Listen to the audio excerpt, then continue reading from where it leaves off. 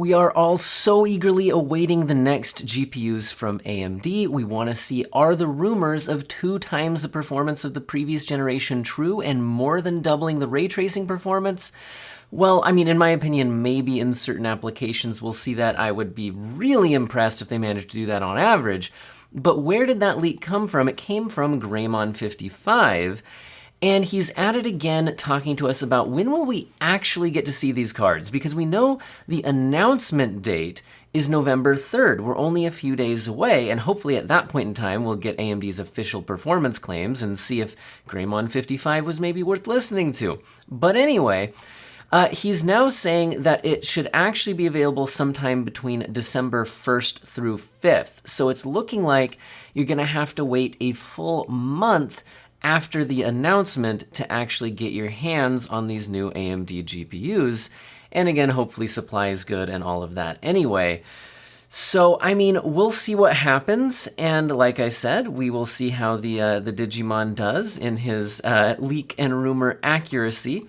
It's a difficult business because, you know, sometimes you do have good information and then plans change behind the scenes, or sometimes you don't have good information, who knows.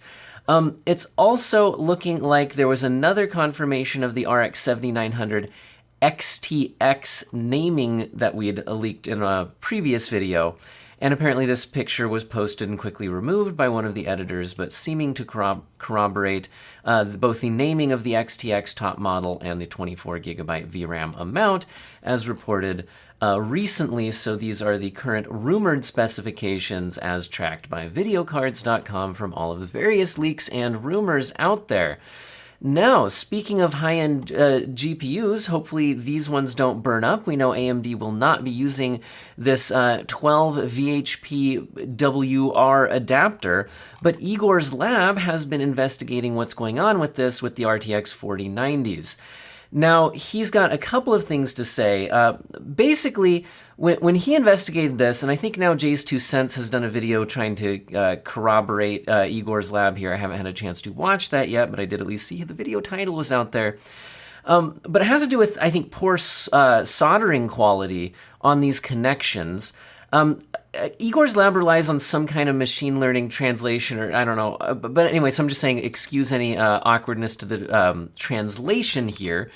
But he's saying that such soldering processes from thick to thin, as well as pressed wires without real strain relief in the plug, are technically not only mischief and grossly negligent, but actually also forbidden, because they contradict all rules of electrical engineering. Nvidia has not yet spoken publicly, but has already contacted all affected board partners. Since I have the opportunity to directly ask the responsible persons in the large companies, I could already catch one or the other statement. And the statement is apparently, Nvidia just notified all AIC, that's like AIB, that's add-in card versus add-in board. In other words, all the people making the GPU cards themselves, that are not Nvidia themselves, right? They're saying all damaged cards need to be sent directly to HQ for failure analysis. Now, it's unclear here if they mean NVIDIA headquarters. I think that's what this would mean. That would make the most sense, I think. For failure analysis, this is the first time. He says even a few years ago when the 2080 Ti got issues with Micron, they didn't do this. So it's looking like NVIDIA wants to get their hands on failed GPUs. The thing is, though, this is saying damaged cards, whereas the issue seems to be the connector, not the cards. And again, at least if Igor's lab is right, and I mean, he had some pretty convincing evidence when you look through it, that it's the soldering, you know, techniques and quality control on these joints breaking easily. That, well, I don't know if getting the cards themselves is really going to solve anything, but at least it sounds like NVIDIA is taking this issue seriously. Anyway, so Igor is saying that a recall and replacement of the faulty adapter would be logical, and saying that kind of needs to be happening, but we have not seen NVIDIA announce any such thing yet. I've got mine in my case. As far as I know, it's fine. I'm gonna keep using it, but I'm also, you know, mine's organized very carefully, and you know, I'll keep my eyes and nose out for smoke or fire. Anyway, hopefully this all gets resolved. Now, I found this hilarious, speaking of NVIDIA. So in my last news video, I talked about the RTX 3060 Ti getting a new model version with GDDR6X memory, and the 3060 getting downgraded to 8 gigabytes of memory, which also means a significant cut to the actual memory bus, which can affect performance even when you don't need more than 8 gigabytes of VRAM. Well, NVIDIA is now finally actually officially talking about this, but what I find so funny about this is like where they buried it. So check this out. This is buried talking in their post about their new game-ready drivers, which they're headlining talking about Sackboy: A Big Adventure with RTX on PC. So basically, buried in this talk about Sackboy, which by the way, hey, there's that. And anyway, underneath all of this, they kind of throw this in here, and they say, to give more choices to gamers and creators, we're introducing a couple of additional options for our network graphic card partners worldwide starting in November. First is a faster Geforce RTX 3060 Ti with GDDR6X memory, and in addition to the original version. So it sounds to me like both models will still be available. It's not one or the other. It's going to be both. Now, second is a Geforce RTX 3060 with 8 gigabytes of GDDR6 memory. And again, I hate this because, okay, NVIDIA had to backpedal on the RTX 4080 12 gigabyte because when you compared it to the 16 gigabyte, it was actually significantly slower. It was not just a change to the memory amount, it's a change to the card's speed. So, I mean, this is a significantly cut down memory bus in order to get 8 gigabytes instead of 12 gigabytes. So I don't know. We'll have to see some performance benchmarks on these things. So, I mean, I get it if you want to offer a cheaper option, but hey, NVIDIA, can I give you some advice? How about you call the card that's going to be worse than a normal 3060 an RTX 3050 Ti, because we don't have a desktop version of that yet. We have a 3050, we have a 3060, we don't have a 3050 Ti. Why don't we call it that and make it clear that it is a definite step down from the 3060 12 gigabyte? But I guess they're not going to do that because they know offering a 3060 for less money will sell better than a 3050 Ti at the same price, most likely. Anyway, that is what it is. Now, Intel, speaking of all these updates to my previous news video, Intel fixes slower memory issue on Arc A770 16GB GPUs. Basically, we'd seen an issue where Intel's Arc A770 GPUs are advertised to run at 17.5 gigabits per second memory, but we're actually running at 16 gigabits per second, cutting down the memory bandwidth to 512 gigabytes per second from the advertised 560 gigabytes per second. But in their latest driver update, it seems like this has been fixed as a driver's update, and we're even getting this mention here. For those who haven't seen it, we dropped a beta that resolves this. This was a gap on our side, and we put 2 checks in place in our validation to ensure it doesn't happen again moving forward. Appreciate you reporting it and helping us improve things. So download the new beta drivers, and you should have that problem fixed if you are one of the people affected. Now, speaking of the unlaunched Geforce RTX 4080 12GB, so these are unlaunched, but that doesn't mean none of the cards actually exist. They just were never, they never made it to sale, and we'll probably see them sold, maybe cut down either through software or something like that, the BIOS, something like that to cut it down a little bit, or maybe as advertised. Because we're seeing some benchmarks leaked out testing it against a 3090 Ti. Well, I mean just testing it, but the article here is going to compare it against the 3090 Ti and others. So if you want to see how the 4080 12GB would have stacked up, again, assuming you believe this. So this is reported by WCCF Tech, and this is coming from the Chip Hell forums. So keep in mind that getting your hands on one of these cards is probably possible, but also getting your hands on the correct drivers and software to run it when those aren't officially out there. There is reason to believe this would be difficult, although screenshots are posted from like Ada64 with all of the numbers as advertised from Intel. From NVIDIA on what the specs should have been. So anyway, if it's a fake, there was at least some work put into it. But anyway, the performance numbers on the pure compute power were showing it just slightly ahead of a 3090 Ti. And guys, like it's more than half of a 4090, but not by much. I mean, that gap is just massive. Now, by the way, I think the comparison numbers here are coming from 3D Mark's just like, database type thing.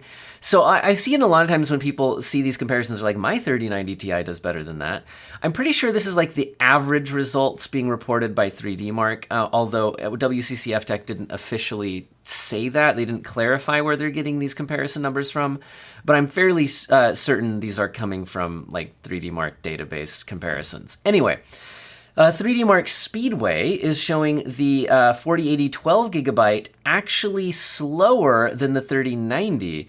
Now, the Speedway, you might be like, wait, 3D Mark Speedway, what is that? That's a fairly new 3D Mark test that they just released. Anyway, the 4080 12GB performs worse than a 3090 and 3090 Ti in that test. I'd like to see where the 3080 falls in this, like the 3080 12GB, because I'm curious if it's even beating that. 3D Mark Firestrike Ultra graphics, we're seeing that the 4080 12GB would have basically tied a 3090 Ti, winning by 2 points. 12,772 versus 12,770. So obviously less than just margin of error there, and again, not far ahead of the 3090. The 30 Mark times by Extreme Graphics, we're showing the 4080 12GB beating the 3090 but losing to the 3090 Ti. There's also apparently some kind of cyberpunk benchmark out there, but it's, I don't know. 4K with ray tracing enabled, scoring 67.5, so to me that sounds like DLSS has to be on, but I don't read Chinese, so anyway. All right, guys, well, that's that. I mean, maybe ray tracing on, but not all the way. I can't tell from that screenshot. Anyway, whatever. So it's looking like this is like this card might still launch just without this name, right? I mean, that's what we would expect. So what do you guys think a card that kind of falls between a 3090 and 3090 Ti with 12GB of memory should be called and should be priced? Because honestly, that's the big deal. I only hated the name because it's too easy to confuse it with the much better GPU of the 16GB version. But price is what really matters. Anyway, Gigabyte RTX 4080, and this is the real 4080 now, the 16GB version, has been pictured, so there you go. It looks like Eagle cards usually do. Well, I mean, it looks bigger and blockier. Like, I have a 3080 12GB Eagle, to be honest, and this looks fuller, mine kind of cuts in on my 3080 version, so this is definitely a different design than the 3080. Oh, they have a picture. Here you go. Video Cards has a picture comparison, so I actually have this model of the 12GB 3080, and there's the 4080. I do think the new look looks more solid. I always felt this looked a little bit weird how that did that. I don't like the looks of that older Eagle version, so looks nice, and there's your outputs and all that. So Geforce Now is temporarily getting a price drop if you're interested in that. And although this is apparently Video Cards saying they've heard this is being prepared rather than being official yet. Although, no, maybe it is kind of official now. They've got a screenshot there. Anyways, if you're interested in streaming services, there's something to take a look at. Now, this is interesting. So Ryzen 5800X3D. So talking about CPU sales. Now, this article at Notebook Check is quoting numbers from Tech Epiphany. Now, I'm pretty sure where Tech Epiphany gets their numbers, as reported here, is from Mind Factory's sales. So this is numbers from German computer hardware retailer Mind Factory. And when you look at it, guys, look at the numbers. The Ryzen 7 5800X3D sold 1,400 units at Mind Factory. Again, this is not worldwide totals or anything like that.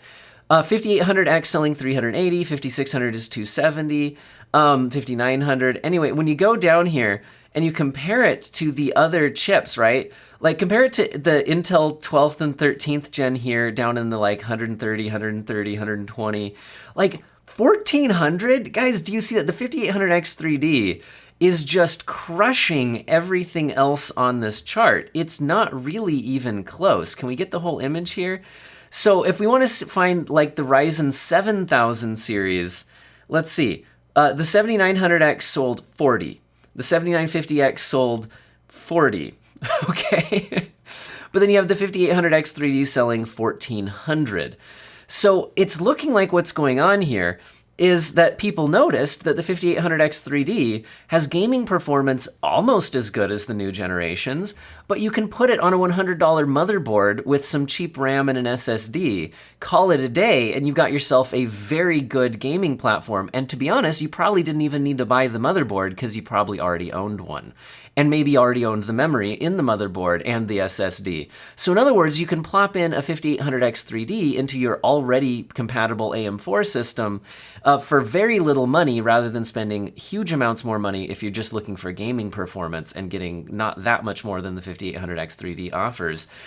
Now, speaking of spending more money, Microsoft is apparently considering a price hike for their Xbox consoles and games, although they'll hold off through the holiday season.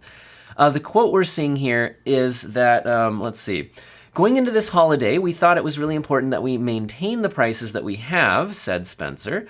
We have to look at the return on our business, the cost of the business. We have held prices on our consoles. We have held prices on games for us and our subscription. I do not think we will be able to do that forever. So, holding through the holiday, but probably can't do that forever. Remember, the PlayStation 5 already got a price increase in a lot of regions earlier this year. And at the time, Microsoft was saying they wouldn't do that, but apparently they might end up needing to do that, or at least choosing to do that. I mean, inflation is real, guys. Anyway, I mean, there's a lot of times a lot of other, like, people can use it as an excuse to raise prices, but there is also real inflation happening pretty significantly. Anyway, Intel's reporting their quarter 3 2022 earnings, which are at least back to being profitable compared to the horrible hit they had previously, but it's still not looking great. Guys, tech companies have been, I mean, I think what happened is we had an unrealistic boom over the whole, lockdowns and all of that. Everybody needed new computers. There was this unprecedented boom, and that's now crashing back down is how I view all of this. Maybe there's more to it than that. I'm not an analyst on this stuff. But anyway, it looks like they're at least recovering a bit from quarter 2 of 2022. Quarter 3 is looking better, although still not where they used to be. But like I said, I think we had an unusual couple of years, and so we wouldn't expect to get back to that, really. Now, Intel is updating on next-gen chips, like Meteor Lake production stepping in quarter 4, Granite Rapids out of the fab, and 20A and 18A processes are taped out, and Sierra Forest on track for 2024. I was going to go into a little more detail on this, but I just noticed the time, and I've got to get my kids up for school in just a second here. This is kind of a big deal, though. I get that ARM isn't that big of a deal for like gaming systems, and I usually talk about gaming systems, at least not yet. But it's looking like, according to semianalysis.com here, that ARM changes their business model. OEM partners must directly license from ARM, and this sounds like a massive change if this actually all goes through, because it's sounding like it's changing their entire business model, moving to require licenses from OEMs, also containing evidence of some hints for anti-competitive licensing behaviors around GPUs, NPUs, and ISPs. And so this is, I think, a follow-up on ARM suing Qualcomm and Qualcomm's counterclaim and all that. So this is all getting covered. I don't think I have time to dive into the details. All my sources are in the description, so you might want to look into this. But if I'm understanding this correctly, and maybe I'm not, it's looking like you can't really do custom stuff or custom GPUs. Like, you know how Samsung sometimes works with AMD for the GPU, but they're using an ARM processor in their phone? It's looking like you would have to license ARM GPUs rather than do that. This sounds like a huge change to their business model, and not a good one for competition if I'm understanding it correctly. Anyway, we're seeing a Warhammer 40,000 Darktide Imperial Edition bundled with Geforce RTX 30 series GPUs. This is announced, and it's being reported that this will be available. So the game is releasing in a little over a month, and those who purchase an Nvidia RTX 30 series GPU before early December will be getting the game's Imperial Edition with their purchase. And it's looking like this will be handed out free with the purchase of a 3090 Ti, 3090, 3080 Ti, 3080, 3070 Ti, 3070, 3060 Ti, and 3060. In other words, everything except for the 3050, although no word on those weird versions of the 3060 yet. I'm assuming it would count because they called it a 3060.